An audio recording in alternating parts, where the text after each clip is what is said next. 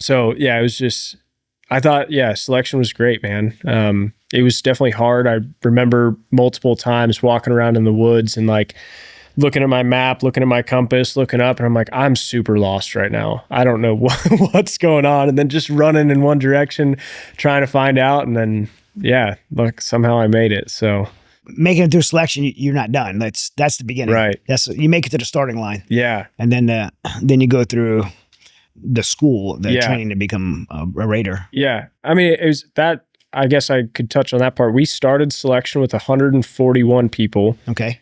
In that phase 0, I think. Yeah, because it was phase 0 and then phase 1. So the first 3 weeks, 141 people. So then we went to the actual selection phase with 90 people. And then 44 of us got selected. Okay. So it was a pretty high attrition rate. And like, I mean, most of the people drop in the pool.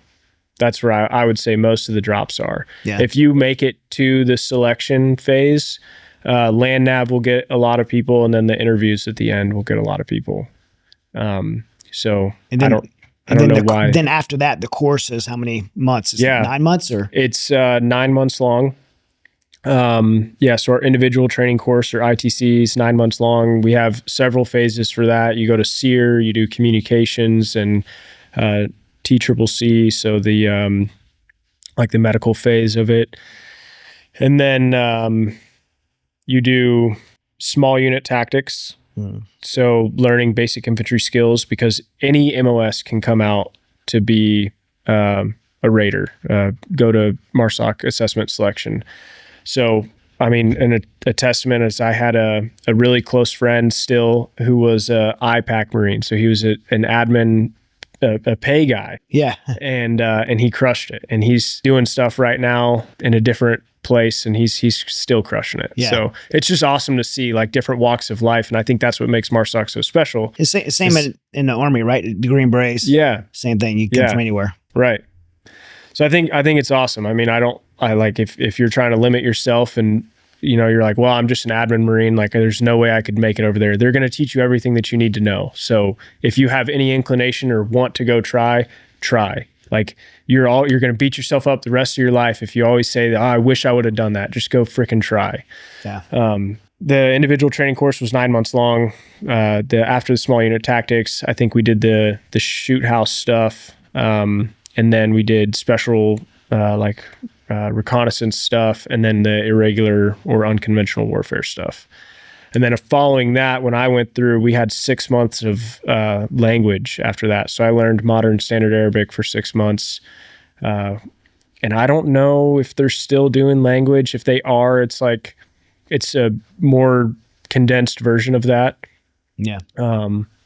And then, right after that, you get assigned to a team and you get to check into your unit. So I got assigned to 2nd Battalion, I almost said 2-5.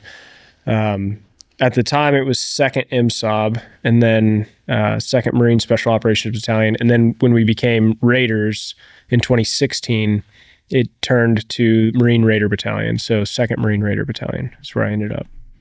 You end up being, military free fall parachutist, advanced sniper. Yep. And then you get to deploy as a Raider or Raider critical skills operator. I've heard both. Yeah. So before Raider became a thing, we started out as CSO or critical skills operator. They tried to call us MDO, multi-dimensional operator. That sounds pretty cool. Yeah. Yeah. There was a lot of names being thrown out there. And then like when the voting came out for the device, they didn't put the skull on there because it was too offensive. But yet now we have the patch with the skull on there, but our badge still doesn't have the skull inside of it. It's weird. The Marine Corps was getting soft. So I really hope that we go back to being a hard Marine Corps again. Yeah. I think that's going to happen. At least for the next 4 years. I'm excited. I'm excited for this change. So when I got to my team, it was actually really, so this is where the whole Mortarman thing kind of comes full circle, is when I got to my team, I didn't go to any specialty schools before my first deployment. So we were scheduled to go to Iraq in 2016. And we were up in northern Iraq area. The first area that I went to was Kirkuk.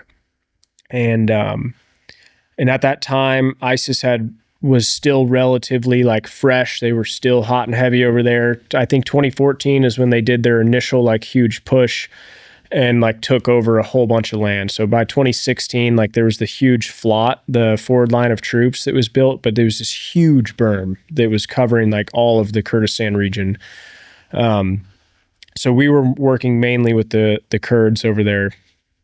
And my team, they told me when they selected me was they had a baseball card list of guys, of all the new guys that were coming to the battalion, and they knew where they were going, and they saw my mortarman skills, and they were like, this is the guy that we need because we know that we're going to get, in more longer range conflicts.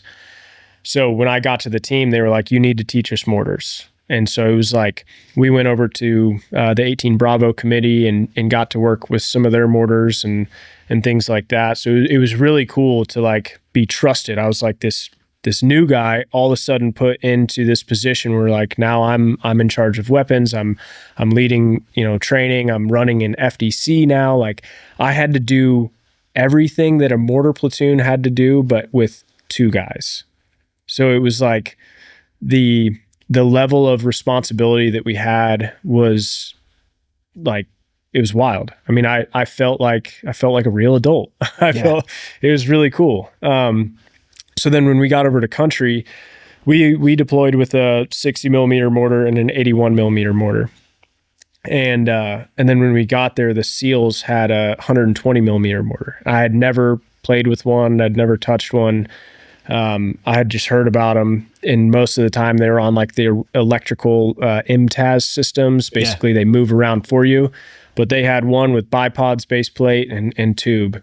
And when we went to pick it up from them, it had like 8 inches of dirt in it and trash. And I was like, what are you guys doing? Like, this is the most valuable weapon right now on this battlefield. So we cleaned it up, polished it up, got it all operating and running, and they had so much ammo for it. And I was like, give it all to me. Like, we will use this, because we were using our 81 already and we were dropping a lot of bombs. So we were like, this is an organic weapon that we can use, and we don't need like that much clearance to drop mortars. So it was a very valuable tool for us.